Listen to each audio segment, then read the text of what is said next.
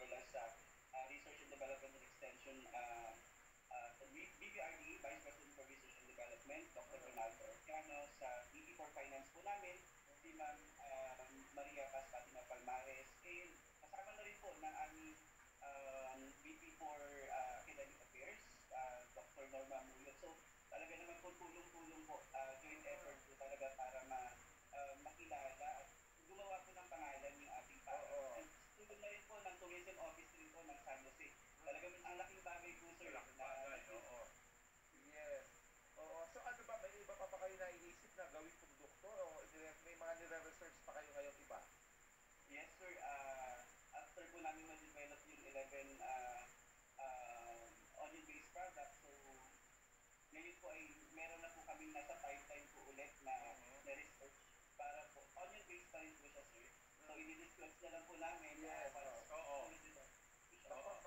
Gumawa ka ng ice cream na gawa sa harapan. Pwede, mataas naman po ang protein content. Ayun. Pero pag ang galing ng Pilipino, yan tayo. Palakpakan sa mga estudyante, di ba? Mga faculty and mga professor. Oo, gusto kong bisitahin mismo yung research department.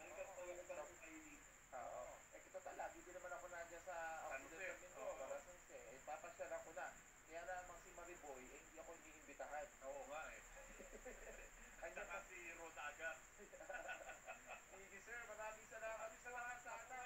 Sana marami pang ma-research kayo, maisip na mga produkto na makakatulong sa ating bansa. Baka may mga pangangailangan pa si Arvin, yung Occidental Mindoro State College. Manawakan ka, Arvin. Baka yung BUSD o kung sino, di ba? DTI.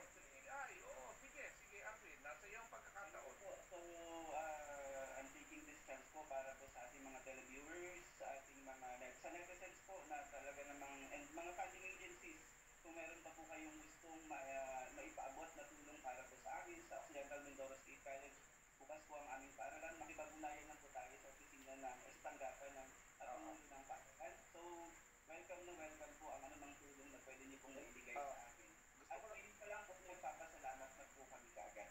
Gusto ko lang malaman, gaano kalaki yung budget niyo dyan sa research department niyo? Yun. Magandang tanong. Yun po. So, nakakuha po tayo, sir, ng budget na 5 million from the PAACEP po. That was in 2019. At nakompleto po siya ng 2021. Then another 5 million po from the Enhanced Kadiwa program. So, yun, sir, suma total nasa 13 million po kasi meron din po para sa counterpart po ng school na 3 million po for the research, development, and innovation socio-economic program. Pero yung sa pag-research, sa paggagawa ng onion ice cream, magkano ang budget nyo doon? Nasa kwan po, sir, nasa 500,000 po, sir. Kasama na po doon, sir, yung analysis po. Yan tayo! Sige, papasalamat. Meron ba? Ang galing ng Pilipino! Yan tayo! Palakpakan sa mga Sir Arvin, dahil sa Occidental Mindoro State College. Dahil sa mga produkto nyo, sa mga